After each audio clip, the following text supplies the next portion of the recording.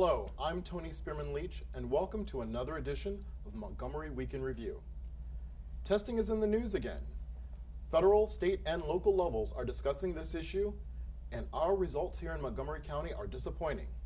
Today we have Shirley Brandman, who will comment for this program and discuss not only this issue of testing, but our current results. The state's attorney's office has a program to prevent cyberbullying among our young people at both the middle and high school levels. Rexanah Wyse, an assistant state's attorney, has been working with this initiative and will explain its goals. Cornerstone Montgomery was established from two nonprofits right here in our community. Those nonprofits are St. Luke's House and Threshold Services. Today we have Cari, the executive director, who will tell us about some of their new collaborations and programs. And last weekend, Montgomery County's PEG stations held their very first celebration for the veterans of the Vietnam War. Today we have Jeffrey Slavin, the chairman of Montgomery Community Media's Board of Directors, who attended this Better Late Than Never salute that paid honor to our men and women, and he will share more details about this wonderful event. So let's go on and talk about, Shirley, these issues here in Montgomery County. Tell us about what's going on in the world of testing. I absolutely will, Tony. Thank you. But let's put it in context, because the big news that started off the conversation about testing was the Obama administration stepping back from some of their support on standardized testing. They had really been pushing standardized testing as not only a way to know about student progress, but a way to evaluate teachers. And there has been a lot of resistance to putting all that weight on tests. So for the first time, they scaled back and said, maybe we've pushed too far, and are going to put out a new testing action plan that will impose a cap, so that you don't have students sitting and taking more testing time than they need. In fact, there was recently a study that said if you were an 8th grader this year, you would probably take 4 days worth of standardized testing in your school year. So you can see that there has been a recognition that we don't want to sacrifice teaching to testing. We don't want to let testing drive the program. On the heels of that, we, in the state of Maryland, our legislature last year actually passed a law saying we should look at ourselves. We should look at what's happening in Maryland. So the governor has just seated a panel of people who are going to look at assessments throughout Maryland, all the kind of testing we give. What should we be doing? What shouldn't we be doing? What adds value, because it's really a core part of teachers getting good and in-time information that helps to improve instruction versus what is just repetitive, redundant, or needlessly anxiety-provoking. And we've got some of our own Montgomery County folks on that. I thought so. Yeah. I saw that our current interim superintendent, Larry Bowers, is on. The chair, actually, is Chris Berry, who's the principal at Blake High School. That's phenomenal. And he's going to be on. Our state senator, Nancy King, is one of our representatives, and one of the parent representatives, Lori Halverson, is a parent from our community. So they are going to be taking a look at Maryland. And then you push it down to the actual tests, as you were saying. So we've had 2 tests come out this week, neither of which had really good news. One was this is the first year that these new Maryland tests that are tied to sort of college and career readiness, they're called the PARCC exams. But we knew that these were going to be harder tests because they require you to go through more complicated thinking. It's not just apply a formula. It's not just, if I have this many buses and this many people, but it's a longer conversation. If I'm a teacher in a class and I want to take 2 classes to a field trip, and I have a bus that has this size and a bus that has that size, and I have this many students, so it's more complicated kind of learning. But the bad news is that our students in Maryland did not perform to expectation, and so it is something that we need to keep our eye on. But there was candidly an expectation that the first go-around, the first time you're administering any test, there are going to be bumps along the way. So we don't want to overgeneralize from that. Shirley, did the governor have a stated position on testing? Well, so the governor overall is taking the position that there's too much testing. He's recognizing that, he really wants to tamp down. So he's kind of riding the wave on this, candidly. What he said about the last test we didn't talk about, which is the one called the Nation's Report Card, he's certainly blaming the former administration and saying this is a report card that's a statement about what we were doing before, and we in Maryland did not perform well. This is one that looks at 4th grade students reading and math, 8th grade students reading and math, and Maryland sadly had the distinction of being the only state that went down in every area, 4th grade reading and math and 8th grade. And do you know if there are any reasons or explanations as to why that happened? No, that's a really good question. So one thing that we have discussed is that previously the state of Maryland excluded students, meaning we didn't have as many of our special education students and English language learners for whom testing is not always the best way to know what they know. It's challenging, but we didn't include them before in the results. This year there was much more of an effort in Maryland to be more inclusive, to have them be part. So we're seeing some of that reflected. And again, that's changing how we understand what we should learn from this. But there is no doubt that we all need to keep our eye on it and make sure. What about cultural differences and cultural issues? We that's come up interesting. with cultural competency issues just dealing with the population that we serve at Cornerstone Montgomery, so I wonder how that impacts testing as well and how you create a test. Yeah, I think that's a really good question. I think that's a foundational question all the time on tests in terms of how are you asking things in a way that really elicit what students know. Interestingly, nationally, everybody went down on math. And so that's been sort of a challenge to figure that out. Now that we've addressed this Yes. issue in our schools, Rexanah, you have the challenge of dealing with the bullying that's going on. Yes. Where are we with your program? And so, to just be clear, the State's Attorney's Office is against bullying. We decided to, and this has been happening for a number of years now, we decided to work with the schools to have presentations and interventions in place where we are meeting with the students, the parents, to discuss what cyberbullying is, what bullying looks like, what are the warning signs, and what are the strategies that can be used in place to intervene and to prevent. So, Roxanne, what do you mean when you talk about cyberbullying? So cyberbullying, it's defined as using an internet medium, a social app, or email to harass, annoy, threaten, or spread rumors amongst other peers. And it can be done at home, it can be done at school. The thing with cyberbullying, it's different from bullying in that there's this internet that's being used as a catalyst to facilitate this type of harassment and annoyances. And because of that, what you post online, that's permanent. It doesn't go away. There are certain websites that may say, oh, this will be removed, or we can hide it, but somehow, some way, students are still able to screen grab different rumors, different negative photo images, and that can be shared amongst their peers, shared amongst the community. And so that explains what cyberbullying is. We hear all the horrible stories about some of the Right. outcomes of this, that there are students that have committed suicide because of cyberbullying, and so what do you do to address those issues? So when we meet with the students, when we meet with the parents, we go over the state laws. There was actually a law in place that was expanded a number of years ago where a student in a different jurisdiction, that person committed suicide because she was a victim of cyberbullying. And so now how the law is created, we are able to incarcerate, or students can be fined if they are found as perpetrators of cyberbullying. Rexanah, we're going to come back to that because this is obviously an issue of major concern in our community, but we're going to go right now and say that we're going to take a quick break. So we're going to sit here and,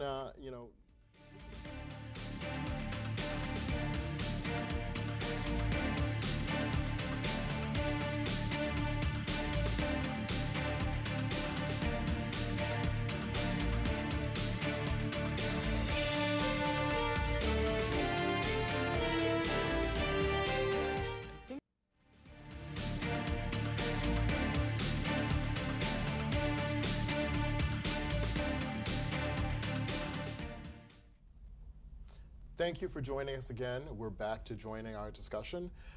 Again, we have with us Cari Choi, who is from Cornerstone Montgomery, and you're the merger of two nonprofits right here in Montgomery County. Yeah, absolutely. So- We are the merger of St. Luke's House and Threshold Services. We had both been around for 40 and 30 years, respectively, and we joined together 3 years ago, really to position ourselves for healthcare reform. We had common missions, and we just felt it was a great opportunity for us to expand services and do a better job of providing services to the county. We had worked together for years because we are a firm believer in partnerships, and we have a lot of collaborations that are going on now, some really exciting ones. The reason we like partnerships so much is because we get the opportunity to expand our services, to serve more people better and more effectively, and then we also get the opportunity to give our clients more access to resources so that they can reach their recovery goals just faster. Cari, were you both located in the same place, or does this expand your footprint in the county? It expands our footprint in the county. We actually have 80 properties all over the county. We own about 80? 60 of them, yes. We own about 60 of them. Most of them are residential facilities. We have 212 residential beds. So we have people who are coming out of the state hospitals, who are living maybe in our 24-hour group homes at first, but then slowly move to less restricted levels, less supervision. So now I can talk about James, who 10 years after he moved into one of our 24-hour group homes, now lives in his own apartment and has held a job for over 3 years in downtown Silver Spring. He's advocated for us with the county council. He's just really active, has a better relationship with his family than he ever has had before.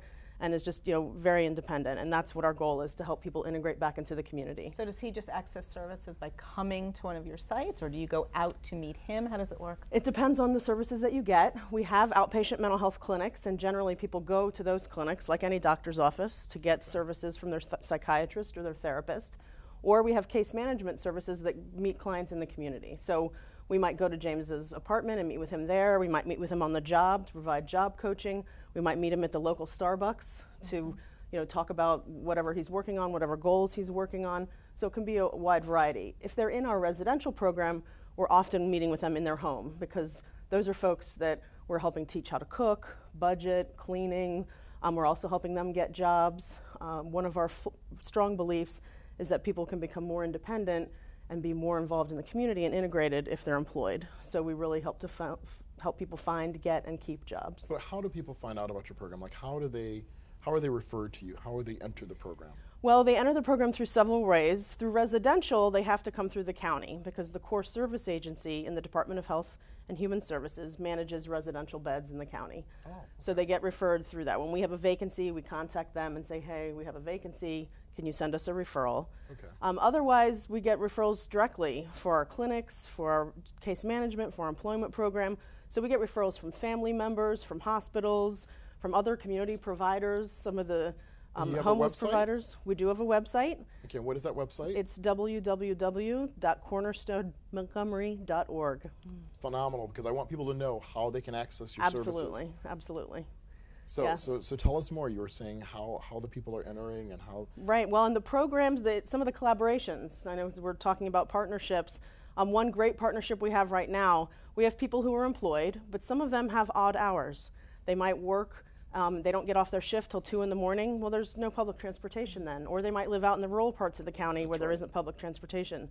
So we actually have a great partnership with Rotary, North Bethesda Rotary, and Barwood Cab, that we give our clients vouchers. Really? Yes. That's phenomenal. We give our clients vouchers, and they can get to where they need to go. This started last October, and we have helped over 48 people get to job interviews, get employed, and keep their jobs, because now they are able to get home or get to work even when they struggle with time. Or we actually had one person who was just employed in DC at an Apple store, and he fell and broke his ankle. So he's using these vouchers to get to work now. So he didn't have to quit his job or say, I can't start, because he knows he has this Barwood voucher program. And what's great is we've also gotten funding from the county council to continue this program and give other agencies scholarships, so they can do the same thing for the people they serve. That's phenomenal. So yeah, Get Me to Work is the website with a 2 in it, and that is, people can access that and get scholarships to get their folks to work too. Is there a time limitation for a client to be served by Cornerstone? Because we do mostly evidence-based practices, there really isn't a time limit. Evidence-based practices are those that are researched and are found to be effective, and most of those principles say you really don't want to ever have to discharge somebody. So as long as they need our services and want our services, we will serve them. Now certainly if someone is completely independent, they have a job, they've been very successful, we're going to see them less and less. And they may be a point where they only use us for clinic services. What's the average age of your clients? Right now, our average age is in the high 40s, low 50s.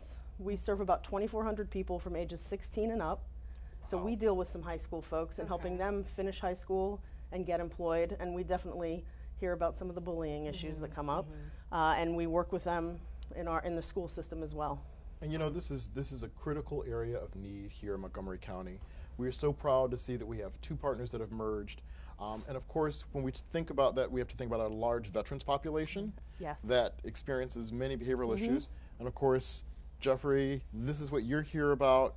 You are the chairman of Montgomery Community Media's board of directors, and you helped us champion on the salute to Montgomery County's Vietnam veterans. Tell us what happened. Well, it was the first time the county has honored and saluted the 13,000 Vietnam veterans in Montgomery County, including our county executive, Ike Leggett. And it was an incredibly moving afternoon last Saturday at the universities at Shady Grove. Now, for those of you that missed it, it's going to be repeated many times on different channels. I suggest you Google it or check your listings. And then on the Veterans Day coming up, it will be replayed. But it was quite a day. Bob Schieffer, the Emmy Award-winning journalist, CBS, who covered the Vietnam War, he was the MC for the day. Senator Cardin was there, and Jeffrey, also how did they reach out to veterans in the county? How did veterans find out about Well, it? there's a commission on Veterans Affairs in the county, and one of their projects right now is an actual memorial for Vietnam veterans, which I believe they've selected, and now they are raising money for. And I would hope that all of you will get involved with that. I think it's important access not only to honoring them and saluting them, but accessing the treatment that they need, the services they need. That's something that we talk about a lot at Cornerstone Montgomery. Yeah, yes. and I would say, Jeffrey, if I remember, there were vendors who were there with tables to talk about that. They were presenting. So Right, there are organizations, but it's unfortunate that there are homeless veterans, there are disabled veterans that don't get the services they need, and I'm glad that now we're sort of focusing on that for the first time. It's such an important statement, right, for our community to thank those who stood up and who served. And, you know, it's a little surprising that it took us this long. I'm curious, what was the trigger to finally go ahead? I think that it was initiated by several people in the county. I believe Neil Greenberger, who works at the county council. That's correct. And also That's Montgomery Community Media took an initiative there. But I think one of the reasons why these veterans have not been honored for so long is because there's still lingering feelings about the war, and there were so many people opposed to it. But I think whatever your view was on the war, we still need to honor these folks that fought for our country. Absolutely.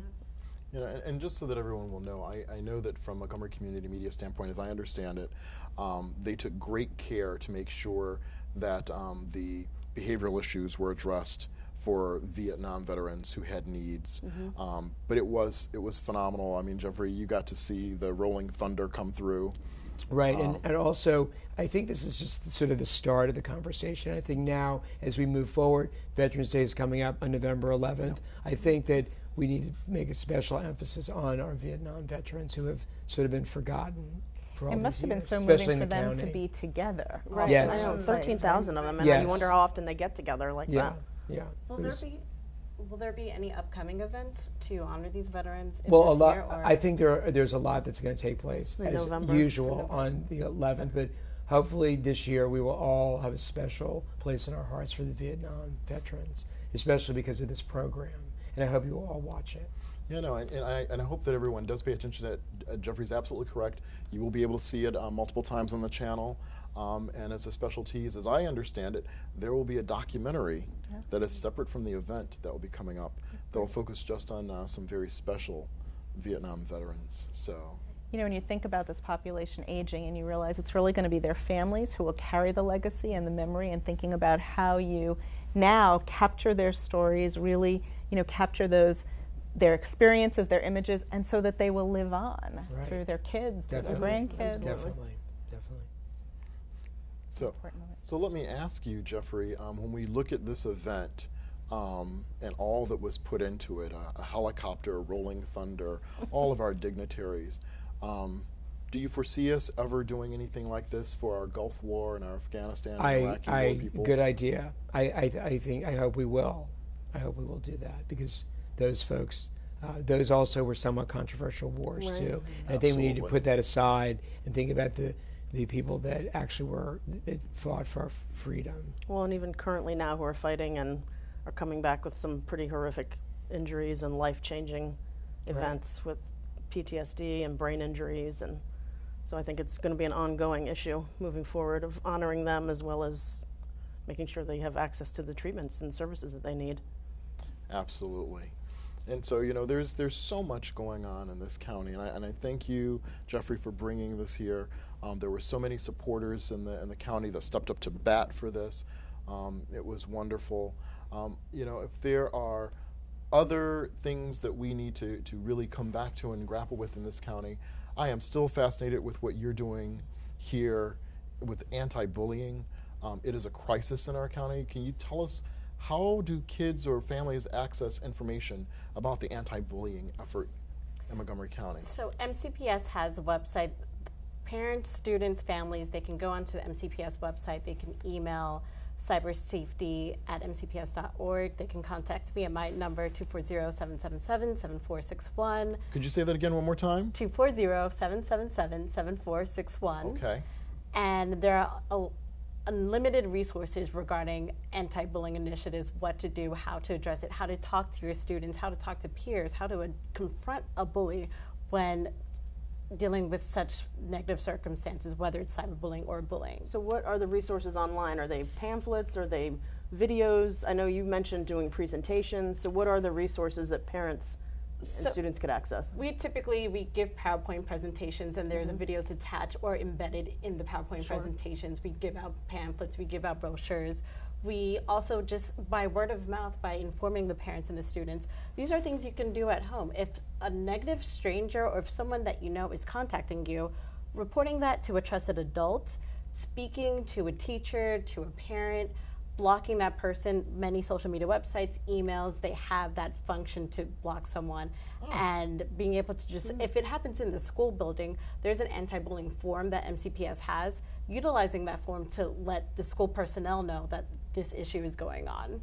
So one of the challenges, I think, for kids is even when they are not the victim or the bully, it's when you see things. So if somebody's posting on someone else's Facebook and other people see it, or you're in the school building and you see it going on, how do you talk to kids about the responsibility of the bystander? We actually address bystander versus being an upstander. So a bystander, it's a person that just watches the cyberbullying or watches the bullying, doesn't say anything, but kind of passively acknowledge it.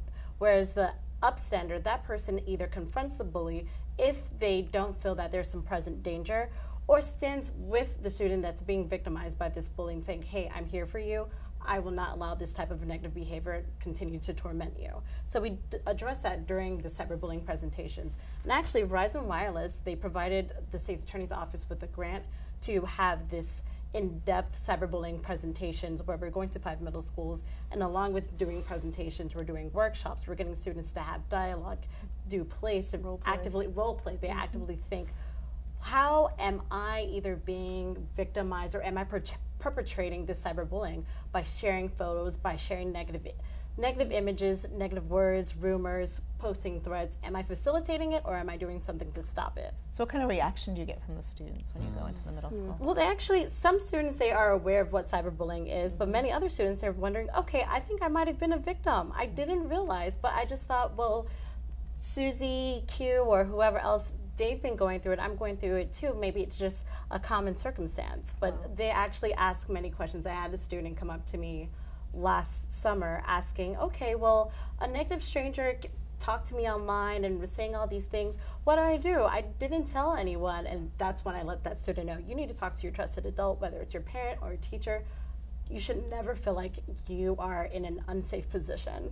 So let me ask you, are there laws in Maryland governing cyberbullying? Because I think that's always a big question. Yes, so fortunately Maryland has strengthened its laws regarding cyberbullying.